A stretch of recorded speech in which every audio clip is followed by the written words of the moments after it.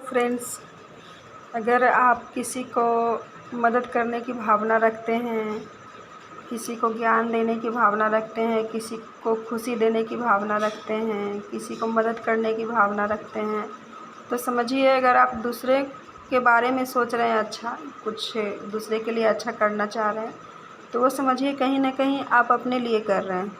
क्योंकि ये एक कहावत भी है कि कर भला तो हो भला।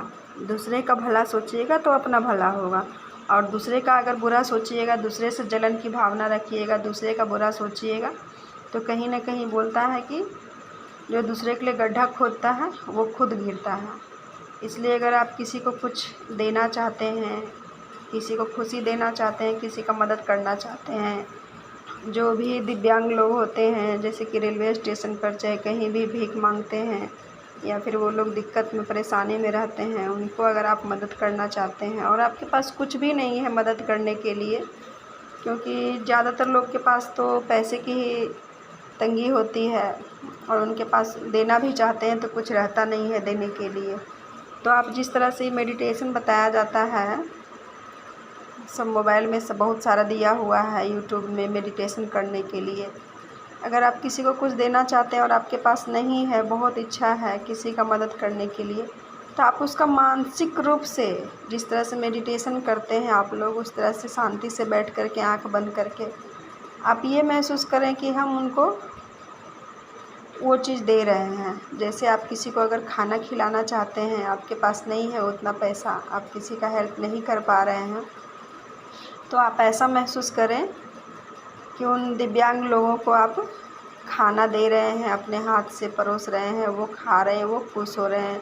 किसी को पैसे की ज़रूरत है, किसी का इलाज के लिए या फिर घर का कुछ पढ़ाई लिखाई के लिए, किसी को भी कुछ का ज़रूरत है, आप देना चाह रहे हैं, नहीं दे पा रहे हैं, तो उसको मानसिक रूप से मेडिटेशन की तरह ही उसको वो चीज़ आप दान में दीजिए।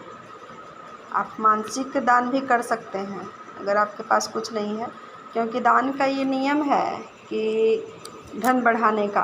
अगर आप किसी को दान में देते हैं कुछ भी, तो कहीं ना कहीं इससे प्रकृति में ये संदेश जाता है कि आपका इतना बड़ा दिल है, इतना बड़ा सोच है कि आप किसी को कुछ देना चाहते हैं, किसी को खुशी देना चाहते हैं। तो जो चीज़ आप बांटिएगा वो चीज़ आपका बढ़ेगा। ज्ञान बांटिएगा, ज्ञान बढ़ेगा। धन अगर ज़रूरतमंदों को दीजिएगा तो आपका धन भी बढ़ेगा। किसी को खुशी दीजिएगा तो खुशी बढ़ेगा। इस तरह से आप मानसिक दान कर सकते हैं।